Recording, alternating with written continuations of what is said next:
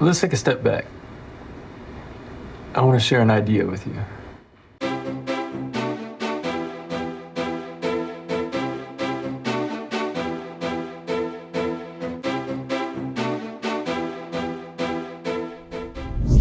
Ashton Kutcher est un acteur, réalisateur, scénariste, présentateur et investisseur américain. Il a une armée d'admirateurs et le statut de coqueluche avoué.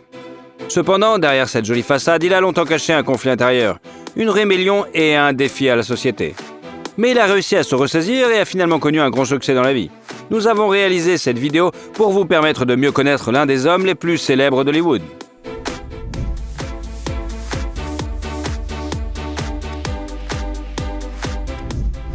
Comment vit Ashton Kutcher et comment il dépense ses thunes? Christopher Ashton Kutcher est né à Cedar Rapids, aux États-Unis, le 7 février 1978, dans une famille de catholiques, Larry et Diane Kutcher. Il est intéressant de noter que, selon certaines enquêtes journalistiques, l'acteur n'est pas né en 1978, mais en 1974, mais la famille proche de l'acteur le nie. Le garçon n'est pas né seul, mais 5 minutes avant son frère jumeau, qui s'est appelé Michael. Leur sœur aînée Tasha grandissait déjà dans la famille. L'idylle familiale a volé en éclats lorsque les médecins ont diagnostiqué chez le jeune frère d'Ashton une infirmité motrice cérébrale et de graves problèmes cardiaques au cours de sa 3e année. Après ce jour, la vie de la famille est devenue un enfer. Notre héros est littéralement devenu fou en s'inquiétant pour son frère, qui pouvait mourir à tout moment. Dans des interviews, Ashton s'est rappelé qu'il ne voulait souvent pas rentrer à la maison parce qu'il avait peur d'entendre de mauvaises nouvelles. Il est allé jusqu'à vouloir devenir un docteur pour son frère en sautant du toit de l'hôpital où il était soigné. Les médecins ont donné à Michael un maximum de 2 semaines à vivre, mais son père a fait l'impossible et a trouvé un donneur en 2 jours. Michael a subi une transplantation cardiaque et sa vie désormais sûre, réussie et heureuse. Les 3 enfants sont très amicaux et aiment passer du temps ensemble. Mais les événements traumatisants de cette époque ont laissé des traces dans le parcours de la vie d'Ashton. Pour aggraver les choses, ses parents ont divorcé alors que les garçons avaient que 16 ans, ce qui a également été un coup dur et a déclenché un comportement destructeur. Pendant sa dernière année d'études, il a tenté de voler son propre établissement scolaire, mais a été appréhendé par la police sur le champ. La sentence a été décevante, 3 ans de probation et 180 heures de travail correctionnel. En 1996, Ashton s'inscrit à l'université de l'Iowa pour devenir biochimiste, mais il n'était pas destiné à devenir un grand scientifique. L'argent de la famille n'étant pas suffisant, il a commencé à travailler à temps partiel dans l'usine où travaillait son père, et donnait parfois son sang pour de l'argent. Un jour, dans un bar, il a été invité à participer au concours de mannequin Fresh Face of Iowa, qu'il a facilement remporté. Après avoir goûté à la victoire, il a abandonné l'école et s'est rendu à New York pour s'essayer au mannequinat, et a même remporté un certain succès. Il a fait la couverture de magazines de mode et a collaboré avec de grandes marques comme Calvin Klein ou Versace. Cependant, Ashton avait déjà mûri le rêve de devenir acteur. Sa prochaine étape était la ville de Los Angeles.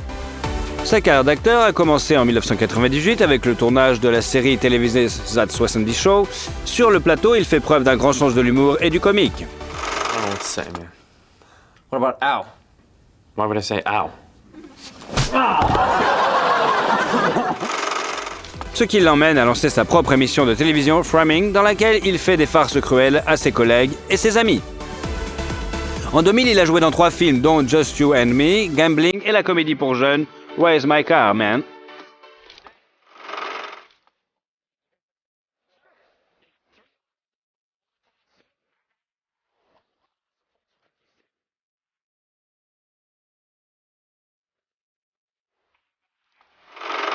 La popularité de l'acteur grandit à pas de géant, et avec elle l'intérêt que lui porte le sexe faible. Sa première liaison très médiatisée a été avec l'actrice Brittany Murphy. Avant elle, bien sûr, Ashton a eu des petites amies, mais on ne sait peu sur elle. Parmi les petites amies de l'acteur figurent l'actrice Jane Weir Jones et le mannequin Ashley Erin. Hélas, la liaison avec Brittany n'a pas duré longtemps. Et en 2003, Ashton a commencé à sortir avec Demi Moore, qui venait de divorcer de Bruce Willis. La rencontre fatidique a eu lieu lors d'une fête, et Ashton, qui depuis l'enfance est un amoureux de la beauté femme fatale, abandonne sans combattre lorsqu'elle l'invite à monter sur son yacht. Personne ne croyait particulièrement à leur avenir ensemble, étant donné la différence d'âge, mais l'engouement s'est transformé en une longue romance. Pendant ce temps, Ashton a participé à des travaux sur des films tels que Texas Ranger, Grounded for Life, Just Married, Cheaper by the Dozen, My Boss Daughter. Dans tous ses films, Ashton a pleinement exploité son talent comique, mais au fond de lui, il rêvait de rôles vraiment dramatiques. L'occasion s'est présentée à lui déjà en 2004 lorsqu'il a présenté le film Butterfly Effect. En préparation du tournage, The Kutcher a payé beaucoup de temps pour étudier la psychologie, le traumatisme mental et psychologique, ainsi que la théorie du chaos. Il convient de noter qu'en plus de jouer un rôle majeur, Ashton a agi en tant que producteur et a même décidé d'investir ses finances dans le tournage.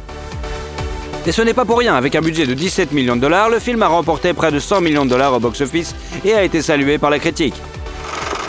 What? What'd you say to me? Yo, give me the Greek alphabet. Give it to me. Alpha, beta, gamma, delta, epsilon, zeta, eta, theta, iota, kappa, lambda, mu, nu, xi, omicron, pi, rho, sigma, tau, epsilon, phi, chi, psi, omega, sir. Maybe that's what it is. Don't fucking look at me. Look down. L'année suivante, il travaille sur le film A Lot Like Love, où sa partenaire est la belle Amanda Pitt. Le piquant du tournage était que Kutcher devait jouer certaines scènes complètement nues. On ne peut pas dire que cette expérience ait plu à Ashton, bien qu'à la maison, il soit heureux de se balader à poil. Et sur le plateau du prochain film, Guess Who, il a refusé catégoriquement d'enlever son bracelet cabalistique. Les créateurs du film ont dû bricoler et dépenser 100 000 $ supplémentaires pour couper l'ornement. Mais dans certains plans, on peut encore le voir. Baby, you know, how you're always saying I'm at the office too much. Well, great news. Meet my future father-in-law. Tell him I'm unemployed. That'd be great. Okay. I'll get the next one. La passion pour la cabale n'est pas encore apparue dans la vie d'Ashton par hasard. La doctrine mystique était à la mode chez les stars hollywoodiennes des années 2000. Kutcher et Demi, comme beaucoup d'autres, ont fréquenté le centre cabale de Philip Berg. L'ancien agent d'assurance a adapté les anciens enseignements juifs, les a complétés par ses propres idées et a présenté la cabale comme un cours d'auto-assistance clair et facile à comprendre. Étant donné le problème de la vie du couple vedette, les visites à un tel gourou sont compréhensibles. Dans ses mémoires Inside Out, publiés en 2019, Demi a admis que peu de temps après qu'Ashton et elle ont commencé à sortir ensemble, elle est tombée enceinte et tout allait bien. Le couple a même choisi le nom de Chaplin Ray pour leur futur film. Mais à un stade assez tardif, Moore a perdu le bébé. Ce fut un véritable tragédie pour elle et Kutcher s'est empressé de la demander en mariage pour soulager son chagrin. En 2005, le couple se marie. La cérémonie, qui se déroule dans la maison des jeunes mariés à Los Angeles, est entièrement conforme aux enseignements de la Kabbale.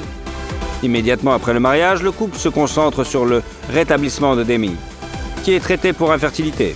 Mais les tentatives sont infructueuses et elle tombe progressivement en dépression. Demi a commencé à abuser de l'alcool et des drogues, a cessé de dormir et de manger correctement, ce qui a rendu la vie commune plutôt difficile. En 2006, Ashton a été invité pour la première fois à prêter sa voix à un projet de film d'animation. Son film premier est le film d'animation Open Season, dans lequel il prête sa voix à un renne nommé Elliot.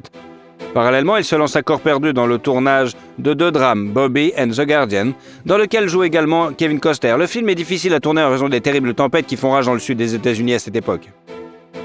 2 ans plus tard, le film Il était une fois à Vegas est sorti, ce qui a apporté à Kutcher une popularité enragée.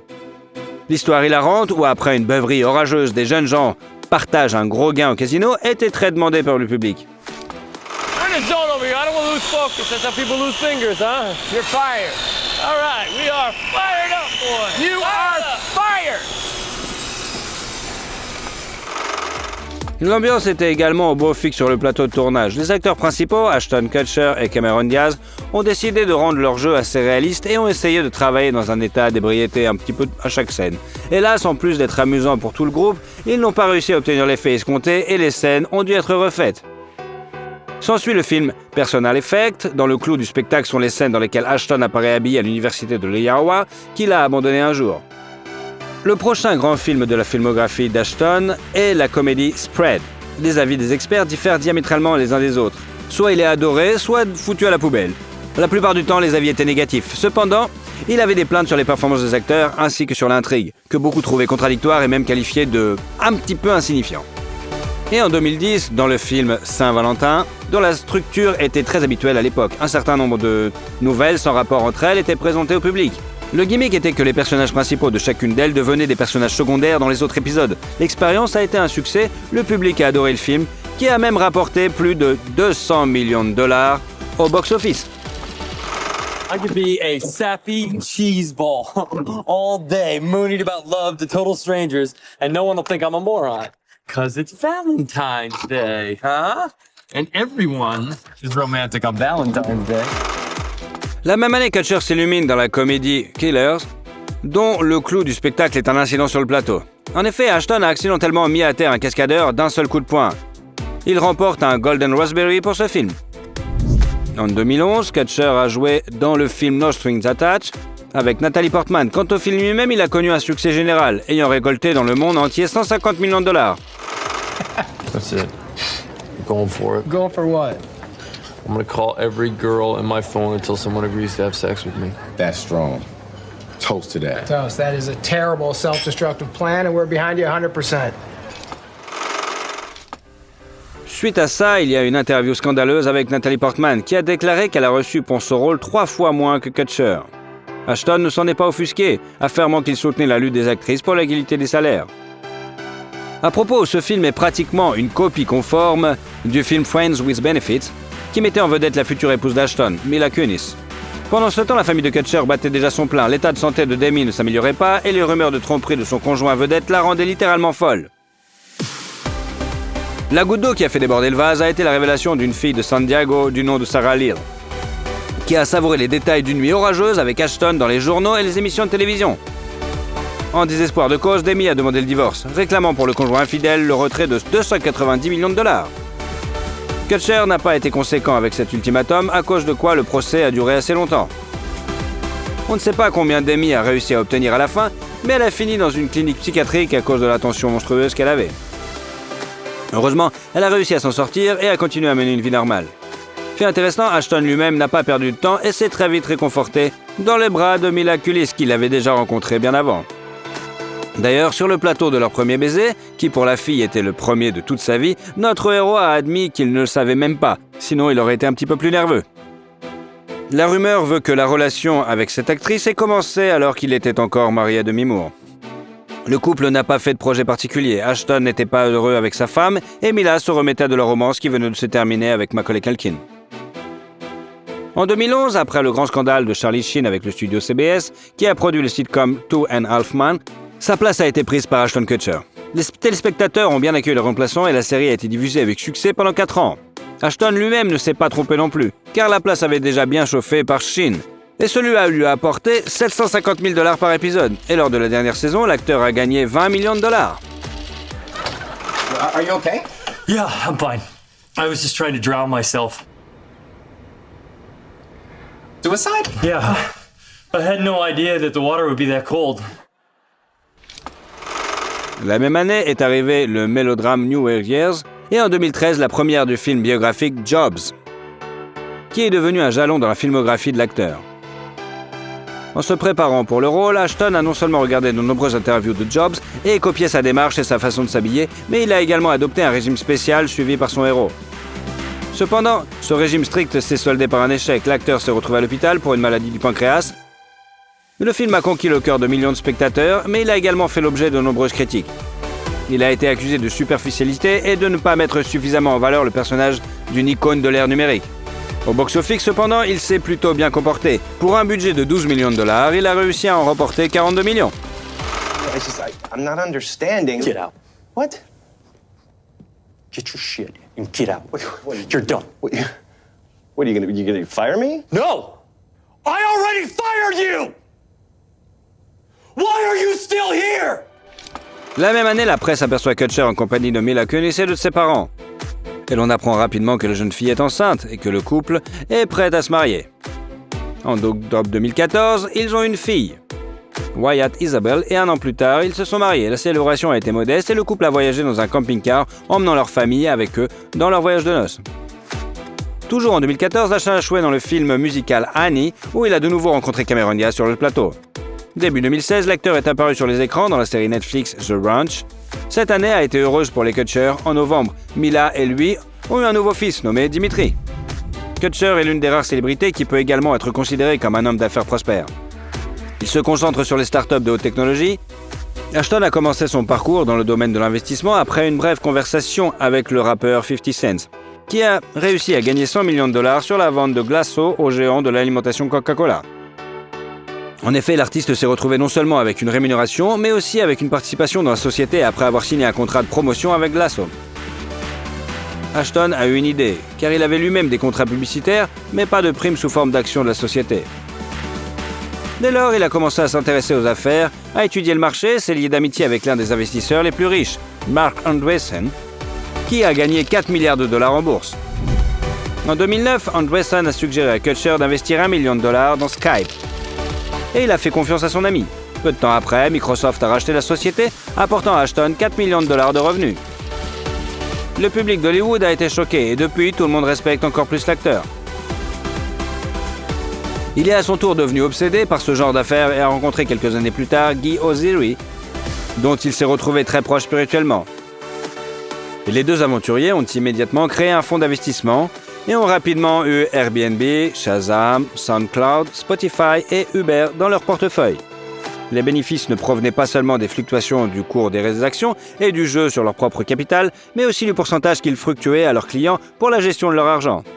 La commission est connue pour être de 2% de l'argent investi et de 20% des bénéfices, plus une prime de performance. Ashton Kutcher n'en oublie pas non plus pour autant sa carrière d'acteur. Ainsi, en 2019, il a joué dans la web-série de super-héros The Boys, basée sur le célèbre comics, et en juillet 2022 est sorti le film d'horreur Revenge, qui a également rapporté à l'acteur de bons revenus. So when you sing this song,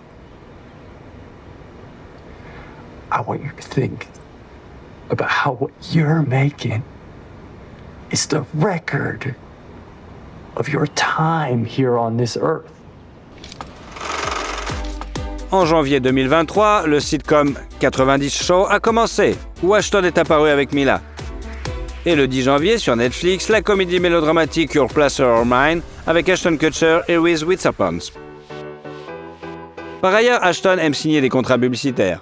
Certains d'entre eux deviennent de véritables chefs-d'œuvre. En 2015, par exemple, il a joué dans une publicité Lenovo en Australie dans laquelle il jouait le rôle d'un assistant commercial.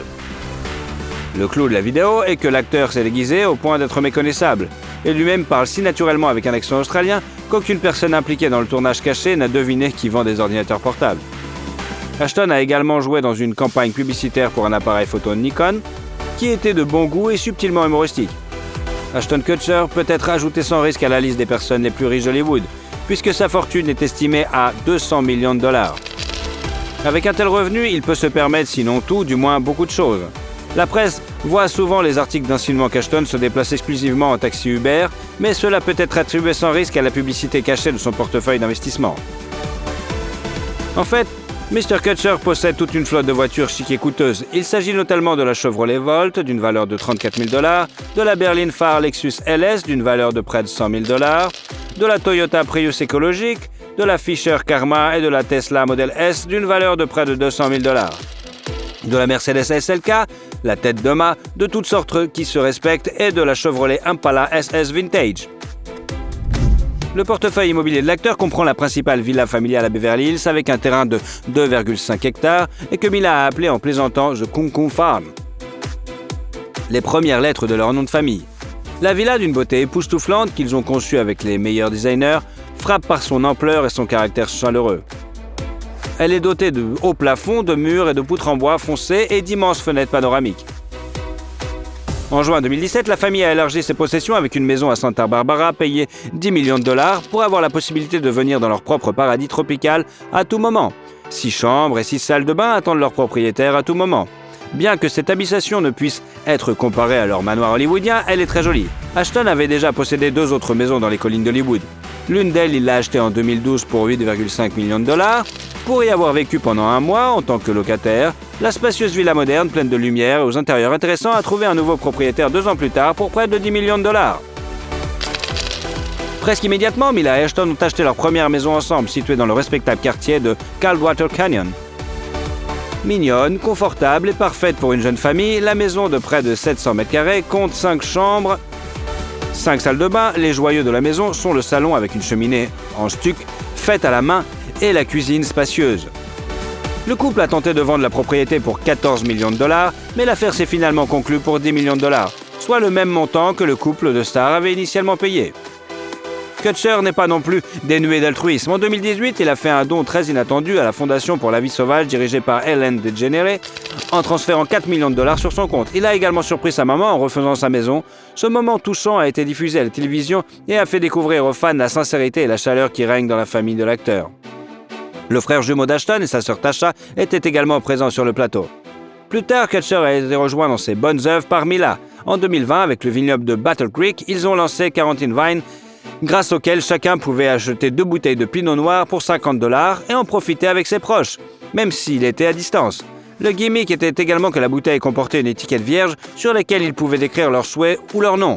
Ashton et Mila ont accompagné le lancement du projet d'une vidéo, dans laquelle ils promettaient de donner 100% des bénéfices des ventes à des œuvres caritatives. Le couple de stars n'est d'ailleurs pas resté indifférent à la situation difficile que connaît actuellement le monde. Mila a lancé la collecte de fonds pour les réfugiés qui ont quitté l'Ukraine après le 24 février 2022. Avec son mari, ils ont enregistré un appel vidéo grâce auquel ils ont réussi à collecter et à envoyer aux nécessiteux 30 millions de dollars. Ashton Kutcher peut sembler frivole, un acteur d'un jour, mais cette impression est trompeuse.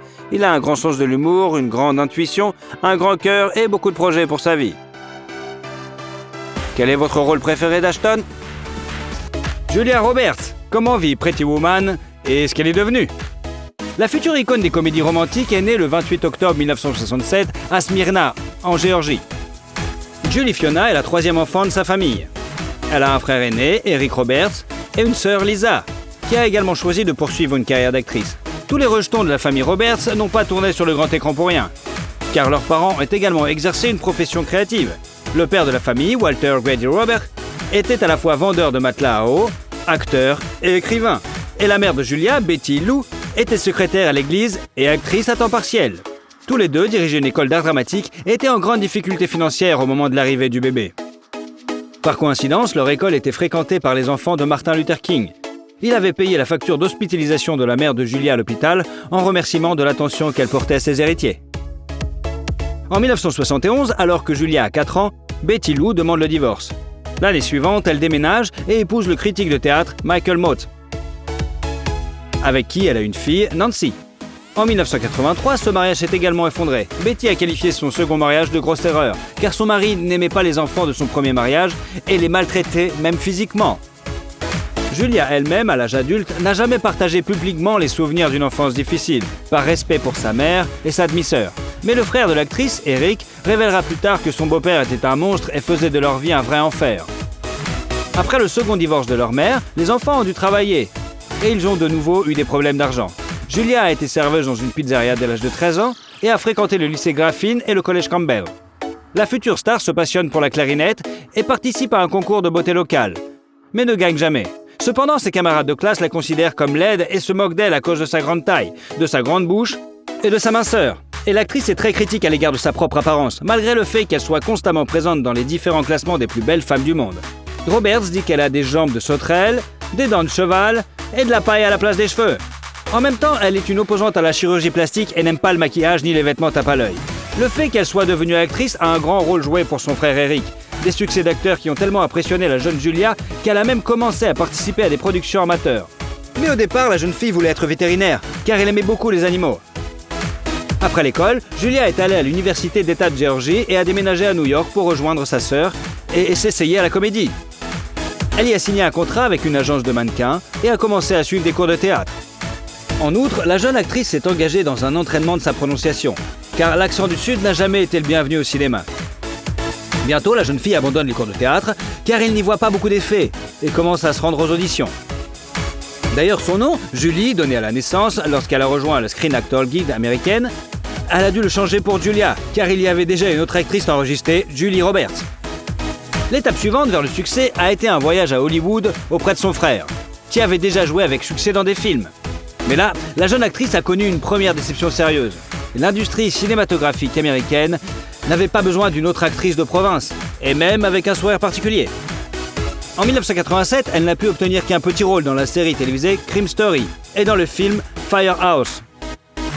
La première fois, Julia a été aidée par son frère et l'a même invitée à jouer un petit rôle, celui de la sœur de son personnage, dans le film d'action Blue Red, qui est sorti 3 ans après le tournage. Mais il s'est plutôt vite lassé de garder sa sœur et lui a dit qu'il était temps pour elle de se remettre sur pied. Qui sait, peut-être que si elle n'avait pas reçu un coup de pied au cul, elle n'aurait pas eu autant de succès. Mais la jeune Julia l'a vécu comme une trahison et a même cessé de parler à son frère. Elle s'est ensuite vengée de lui en aidant son ex-femme dans sa bataille juridique, et les tabloïds disent encore que leur relation ne s'est vraiment jamais rétablie. Après avoir perdu son principal assistant dans la conquête du grand écran, Julia a continué à améliorer ses compétences d'actrice en s'inscrivant dans un studio de danse et en apprenant à jouer de différents instruments. Déjà, sans l'aide de son frère, l'actrice a joué dans la série télévisée Miami Vice, et pour ce rôle, elle a appris à jouer de la batterie et de la basse. Sur le tournage du projet, Julia a rencontré Liam Neeson, avec qui ils ont entamé une romance. Roberts avait 19 ans à l'époque et Liam 35 ans. Cette alliance n'a pas duré longtemps et le couple s'est vraiment rapidement séparé. La jeune fille ayant déclaré immédiatement après avoir commencé à vivre ensemble qu'elle n'était pas prête à fonder une famille et a immédiatement déménagé. Au cours de la même année 1988, l'actrice a été invitée à jouer un rôle dans la comédie Mystic Pizza, pour laquelle elle a dû teindre ses cheveux blonds en noir. Après cela, elle devient plus populaire et a reçu 50 000 $. Le rôle suivant de Julia Roberts dans le film Potin de femme, en 1989, a obligé les critiques et le public à parler d'elle comme l'une des actrices les plus prometteuses d'Amérique. My reception, ferns, dancing, tons of people, every pink flower west of the Mississippi, wedding cake in the dining room and the groom's cake. Dans ce film, Julia a joué un rôle mineur, mais vraiment mémorable, celui d'une jeune fille diabétique qui se prépare pour son mariage. Le film a été succès, rapportant 80 millions de $, et Robert, pour son rôle, a reçu seulement 90 000 $. Un Golden Globe et une nomination pour un Oscar dans la catégorie meilleure actrice dans un second rôle. À propos, sur le plateau, Julia a rencontré un nouveau petit ami, Dylan McDermott, qui a demandé sa bien-aimée en mariage. Mais le mariage non plus n'a pas eu lieu. En 1990, Julia a participé au film L'expérience interdite, qui a remporté à l'actrice 500 000 $ et un nouveau petit ami, Kiefer Sutherland, avec qui elle est même fiancée. L'acteur est à l'origine de la rupture de Julia avec son précédent petit ami. On leur prédit le mariage de l'année. Mais au même moment, les tabloïds s'intéressent à Julia et à Jason Patric, un ami proche de Kiefer.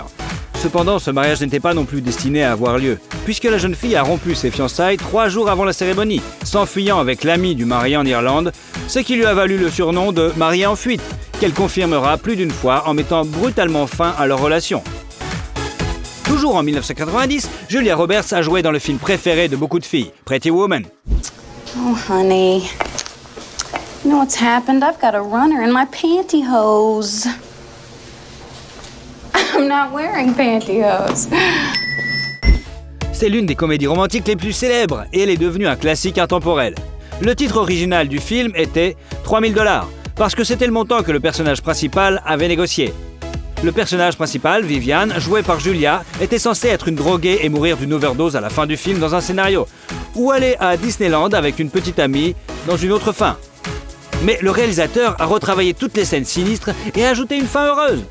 Pendant la préparation du tournage, Julia était tout le temps avec Jerry Marshall, la femme du réalisateur qui dirigeait une clinique gratuite sur Hollywood Boulevard, afin d'apprendre à agir comme Vivian. Il est intéressant de noter que lors du tournage d'une scène intime avec Richard Gere, la jeune actrice était si nerveuse qu'une veine est apparue sur son front. Cela était visible dans le plan, si bien que le réalisateur et Gere ont dû masser le front de l'actrice. Et dans la scène où l'héroïne regarde de vieilles comédies, ils ont dû chatouiller les talons de Julia pour obtenir un véritable rire de l'actrice. Le chien de Julia, qui n'a pas apprécié la scène romantique entre sa maîtresse et Gere, y a tourné et aboyé. La scène a dû être reprise plusieurs fois. De plus, les acteurs avaient un emploi du temps super chargé et Roberts n'avait pas le temps de manger. À la fin, elle est tombée malade et s'est évanouie. C'est là que Marshall l'a encore aidée en donnant du ton à l'actrice. Autre fin amusante, l'affiche de Pretty Woman représente Julia uniquement de la tête et son corps appartient à une doublure. Apparemment, Roberts n'a pas eu le temps de faire les affiches. Pretty Woman a été un énorme succès dans le monde entier. Et bien que les critiques aient traité le film un peu froidement, il a rapporté aux États-Unis environ 180 millions de $, apportant à Roberts une deuxième nomination pour l'Oscar de la meilleure actrice et une deuxième statuette du Golden Globes. Les revenus de l'actrice pour le film se sont élevés à 300 000 $. Le succès de Roberts a fait d'elle une véritable star de cinéma et a augmenté ses honoraires. En 1991, l'année du thriller Les Nuits avec mon ennemi, pour la participation duquel elle a été payée $1 million, faisant de Julia, à 23 ans, la plus jeune actrice à avoir reçu un cachet à 7 chiffres. Listen, there's only one more thing I'm gonna ask. Only one thing I want to know. Do you have a name? La même année est sorti le film Le choix d'aimer, dans lequel Julia avait les cheveux longs et un cachet de 3 millions de dollars. Et le conte de Peter Pan, Hook, pour lequel l'actrice a été payée 7 millions de dollars. Puis l'actrice a eu une brève aventure avec James Foley. Les années suivantes, l'actrice a joué dans le film The Player et a apporté à Roberts un thriller de 8 millions de dollars, L'affaire Pélican. You mean you skipped class and ignored me for a week and now you're throwing it away? Let me see it. Don't laugh. It was ludicrous of me to think that I could solve it. Le personnage de Darby Shaw a été écrit spécialement pour Julia Roberts et elle a immédiatement accepté le rôle après avoir lu le livre. Dans le même 93, Julia a même proposé d'épouser le chanteur de country Lil Lovett, qu'elle n'avait rencontré que quelques semaines auparavant. Ce mariage a lieu, mais les amoureux ne vivent ensemble que de 2 ans, puis divorcent pacifiquement de sa propre initiative. L'œuvre suivante de l'actrice est le film d'action avec des éléments de mélodrame et de comédie Les Complices, en 1994. Il est intéressant de noter que dans le film, la protagoniste plaisante sur Sabrina. Le personnage de Roberts en disant qu'il a aimé l'article où elle incarne une prostituée, ce qui est une référence au film Pretty Woman. Au cours des années suivantes, Julia a joué dans les films Prêt-à-porter, Amour et mensonge, Tout le monde dit I love you, Michael Collins et Mary Valley, qui ont rapporté à l'actrice 8,5 millions d'euros. En 1996, Julia a participé à la célèbre série Friends, sur le tournage de laquelle elle a entamé une relation avec Matthew Perry. Mais comme l'acteur prenait des drogues, ce qui était inacceptable pour Julia, ils se sont rapidement séparés. Excuse me. Is your name Chandler? Yes, it is. Chandler Bing. Do you know me, or are you just really good at this game? I'm Susie Moss.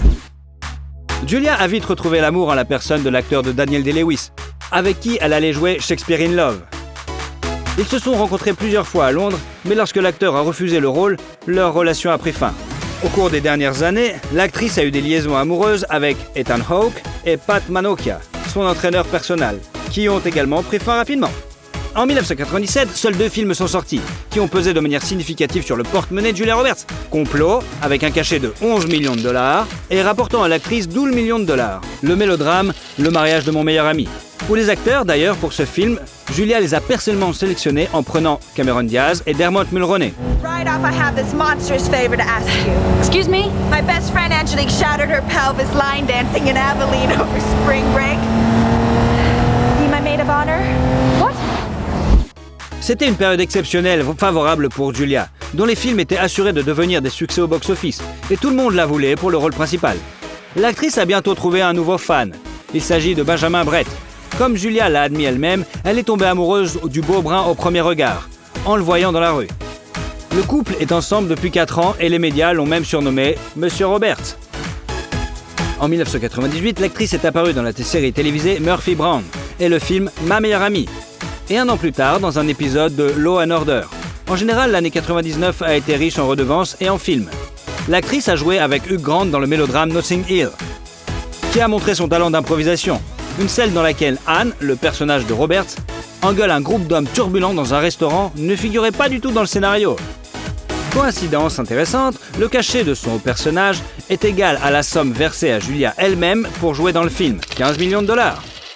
Turn over 4 TRSs and tell them we need radar feedback before the KFTs return at 1900. Then inform the Pentagon we'll need Black Star cover from 1000 through 1215. And if you say one word about how many mistakes I made in that speech, I'll pellet you with olives. Pour ce travail, Julia a été nominée pour un Golden Globes. Au même moment, un autre film est sorti dans lequel l'actrice aurait joué son propre rôle, Just Married.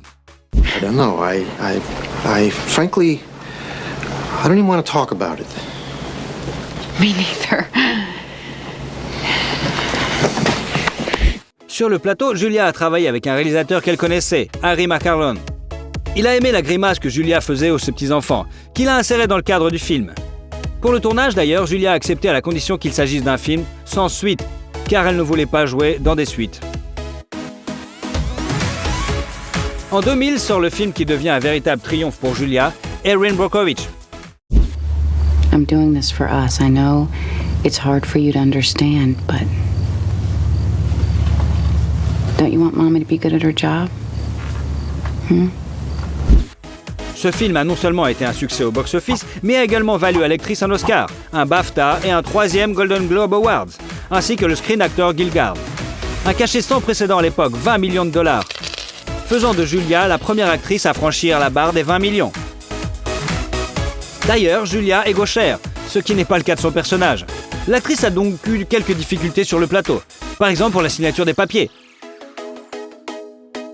On sait que lors de la cérémonie des Oscars, l'actrice est apparue en une des robes les plus chères de l'événement, qui a coûté près de 100 millions. L'année suivante, sur le tournage de Le Mexicain, Julia rencontre son futur mari, Daniel Moder, un directeur de la photographie alors marié. Julia a été payée 5 millions de dollars pour le film. Suivent Ocean's 11 avec un cachet de 10 millions. You're 30 seconds late. I was about to send out a search. Hello, Tess. What are you doing here? Et Couple de stars, dans lequel Julia a abandonné le rôle principal au profit d'un mineur. Mais cela ne l'a pas empêché de gagner 15 millions de dollars. En 2002, Moder et Roberts se sont mariés. Ce qui a surpris tout le monde. Il a même été dit que Roberts a payé une somme importante à l'ex-femme de Daniel pour qu'elle accepte d'accélérer le processus de divorce. On sait peu de choses sur la cérémonie de mariage. Julia portait une robe au contour rose et Moder une chemise jabot. L'actrice a ensuite admis qu'elle et Danny s'étaient fait tatouer les initiales de l'autre peu avant leur mariage, mais que les lettres avaient été placées là où personne ne les verrait jamais. Le couple s'est ensuite installé dans une luxueuse demeure de Malibu d'une valeur de 9,5 millions de dollars, dotée d'un court de tennis. La même année, Julia a joué dans le film Full Frontal, The Great Champ, et dans le premier film de George Clooney, Confession d'un homme dangereux, dans lequel l'actrice a accepté de jouer par amitié pour la somme symbolique de 250 000 dollars. Le film suivant est sorti en 2003 et a rapporté à l'actrice pas moins de 25 millions de dollars. Le drame, Le sourire de Mona Lisa. Joe. Hello. How are you? Great. Thank you so much for this. You're a pal. It's a pleasure. Your timing is perfect. Puis vint la suite d'Ocean 12 qui enrichit Roberts de 5 millions. Is call Marcus and have him get a hold of Louise so we Okay. can make arrangements to send someone down there to get it. He's home now, right? Oh, Marcus. I need to talk to Marcus.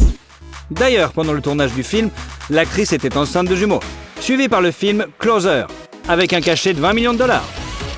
Toujours en 2004, Julia a donné naissance à un garçon, Finn Walter, et une fille, Hazel Patrichou. L'actrice a été prévenue par les médecins qu'en raison d'une mauvaise coagulation du sein, le risque de décès lors de l'accouchement était plutôt élevé. L'accouchement était encore prématuré, mais heureusement, il n'y a eu aucun problème. En 2006, Julia a conclu un accord avec le célèbre designer Gianfranco Ferré et a joué dans sa publicité pour une nouvelle collection de lunettes de soleil. L'actrice a été payée 5 millions de dollars pour cela. Après une courte pause en 2006, Julia a prêté sa voix au film d'animation Le Petit Monde de Charlotte. Et Lucas a fourmi malgré lui. Ses films suivants ont été De la guerre selon Charlie Wilson, pour lequel elle a été nominée pour un Golden Globes, et Fireflies in the Garden, tourné par Daniel, le mari de Julia. Dans ce film, Julia jouait la mère du personnage de Ryan Reynolds, bien qu'en réalité, elle n'ait que 9 ans de plus que son fils à l'écran. Mais la grossesse à l'écran était réelle, et bientôt la famille eut un jeune fils, Henry. Mais l'actrice s'est reposée pendant une courte période, et en 2009, elle est déjà sur les rangs jouant dans Duplicity avec un salaire de 15 millions de dollars. Et un an plus tard, dans Valentine's Day, qui a rapporté 3 millions de plus à l'actrice. La même année est sorti un autre best-seller, le mélodrame biographique Mange, Prie, Aime. I just spent some time in Rome and I came here feeling so great. Now here I am at the source and I feel more disconnected than ever. Les droits de l'adaptation cinématographique du roman du même nom, Roberts les a achetés elle-même et y jouait un rôle majeur. D'ailleurs, après le tournage, dans une interview, l'actrice a admis qu'elle est hindoue, comme son mari, et que toute la famille se rend périodiquement dans des temples hindous. La même année, une publicité pour la marque de café Lavazza mettant en scène Julia a été diffusée. L'actrice a été payée 1,2 million d'euros pour un rôle sans parole dans la vidéo de 45 secondes. Au même moment, Roberts a annoncé comme le visage de la marque Lancôme.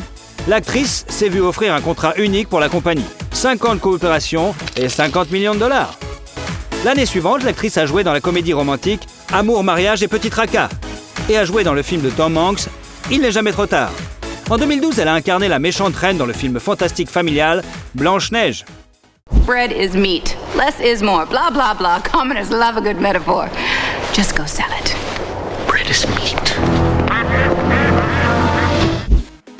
Au départ, Julia, comme elle l'a dit dans une interview, était à 1000% contre ce film et considérait que le tourner était une idée terrible.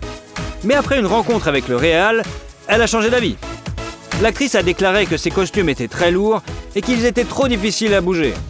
Elle s'est même froissé un muscle en se retournant trop rapidement et le tournage a dû être suspendu. De plus, les enfants de l'actrice se cachaient sous les volumineuses robes de la balle. Mais entre deux prises, Julia a décidé de les emmener pour qu'ils n'entendent pas le discours de son personnage et ne soient surtout pas effrayés. Les enfants, bien qu'intéressés, n'ont pas eu droit au film tout de suite, afin que l'image de leur mère ne leur déplaise pas. D'ailleurs, la transformation de Julia en vieille sorcière, à la pomme empoisonnée, est restée un secret bien gardé jusqu'à la sortie du film. À cette époque, une tragédie survient dans la famille de l'actrice. Nancy, la sœur de Julia, meurt. La cause de la mort a été appelée abus de drogue. Et à côté du corps a été trouvée une note de suicide, dans laquelle Nancy, sur 3 pages, a décrit sa relation avec sa demi-sœur et accuse Julia d'être la cause du suicide. Elle reprochait à la belle-sœur le traumatisme mental qu'elle avait causé en se moquant de sa sœur à cause de son surpoids. En 2013, Julia a rejoint le programme caritatif de Gucci, qui se concentrait sur le problème de la fumée nocive respirée en cuisinant. L'actrice prévoit de remplacer les cuisinières défectueuses par des cuisinières en état de marche dans les régions pauvres d'Afrique. Un an plus tard, Julia devient le visage de Givenchy, apparaissant dans une nouvelle image peu familière, forte et résolue, sans style et presque sans maquillage. D'ailleurs, l'actrice préfère s'allonger pour se maquiller car elle estime que le résultat est plus naturel. Au cours des années suivantes, l'actrice a joué dans Août, un été à Osage Country, Normal Hair, Aux yeux de tous, Money Monster, Joyeuse fête des mères, qui a rapporté $3 millions à Julia, et le drame familial Wonder, avec un cachet de $6 millions. Open your eyes. No! You finished your thesis? Let's get drunk.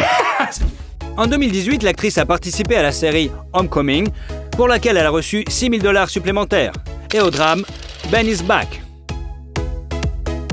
En 2019, Julia est devenue le visage de la marque italienne Calzedonia et en 2020, Chopard a publié une vidéo promotionnelle pour la montre Happy Sport avec Julia dans laquelle elle danse avec insouciance et profite de la vie. La série dramatique Gaslit sur le scandale du Watergate et la comédie romantique Ticket to Paradise ont été lancées. Le drame The Friday Night Kitting Club, basé sur le livre du même nom de Kay Jacob, est actuellement en attente de sortie. En fait, Julia est la tricoteuse la plus célèbre d'Hollywood. Elle crée des motifs complexes et peut tricoter n'importe quoi, d'une écharpe à un manteau ou un sac. Elle a un atelier entier pour toutes sortes de travaux d'aiguille à la maison et emporte son fil avec elle lorsqu'elle est sur le plateau, afin de ne pas rester inactive pendant son temps libre. Il est intéressant de noter que pendant toutes les années où Julia a été mariée à Danny, on a prédit que leur mariage allait bientôt se briser. Par exemple, en 2018, l'actrice n'a pas été vue avec son mari pendant près de 9 mois. Mais les paparazzi ont tout de même réussi à attraper le couple alors qu'ils se promenaient sur la plage. Et après, l'actrice elle-même a partagé des mignonnes photos de famille avec ses followers. Le couple a célébré son 19e anniversaire de mariage en 2019. À cette occasion, l'actrice a partagé une photo qui montre que les sentiments ne se sont pas estompés avec les années. L'actrice de 54 ans joue moins ces derniers temps et a même déclaré qu'en raison de son expérience de la vie, elle ne tournera plus de films romantiques. Elle passe beaucoup de temps avec ses proches dans un ranch au Nouveau-Mexique, où se trouve une maison de 750 mètres carrés. Julia possède une petite ferme où elle élève des poulets et ne propose que des fruits et légumes biologiques sur sa table. La star s'occupe également du jardin et sait même conduire un tracteur. La star souligne que sa famille passe avant tout. La famille essaie de protéger autant que possible ses enfants des journalistes. Cette année, les jumeaux ont eu 17 ans et en l'honneur de cet événement, les heureux parents ont partagé des photos rares de leurs enfants. Aujourd'hui, le capital de Julia Roberts est de $250 millions. Et chaque année, elle gagne de 20 à 30 millions dans les films et la publicité. Le célèbre sourire de l'actrice serait assuré pour 30 millions. L'actrice préfère investir l'argent dans l'immobilier. À différentes époques, elle a acheté plusieurs maisons, une à Hawaï. L'une d'elles a été vendue avec une remise de 50% pour $16,2 millions. Une autre, avec vue sur l'océan Pacifique, a également été vendue pour 17 millions. Une autre de ces maisons, blanche comme neige, auquel Julia a décidé de dire adieu, située à Manhattan, une propriété de 609 mètres carrés, avec vue sur la ville de New York, s'est vendue pour $4,5 millions. Julia possède également une maison à Malibu, qu'elle loue pour $10 500 par mois. À l'intérieur, les murs et les plafonds en bois sont peints en blanc, ce qui, avec les grandes fenêtres, crée une sensation d'espace. Et l'actrice a vendu une autre maison dans un style ranch confortable pour 8 millions de dollars. En 2020, l'actrice a acheté une maison de 5 étages à San Francisco, construite en 1907 et rénovée. Le manoir comprend 5 chambres, 4 salles de bain, un bureau, une cuisine moderne, une salle à manger et plusieurs coins salons. Il y a quelques années, Julia a acheté une maison avec un skatepark pour ses enfants à côté de leur manoir principal de Malibu. La célébrité possède également une Mercedes GL 320 CDI et une Toyota hybride. Et l'année dernière, une Rolls-Royce de 33 ans, qui appartenait à l'actrice, a été mise en vente au Kazakhstan. Le fait que Julia Roberts soit propriétaire de la voiture a fait grimper son prix jusqu'à 7 millions de dollars, alors qu'elle n'en valait pas plus que 2. Aujourd'hui, la popularité de Julia ainsi que le montant des redevances ne faiblit pas. Elle est toujours demandée, bien qu'elle n'essaie pas de tourner trop souvent. Alors, aimez-vous Pretty Woman, Julia Roberts?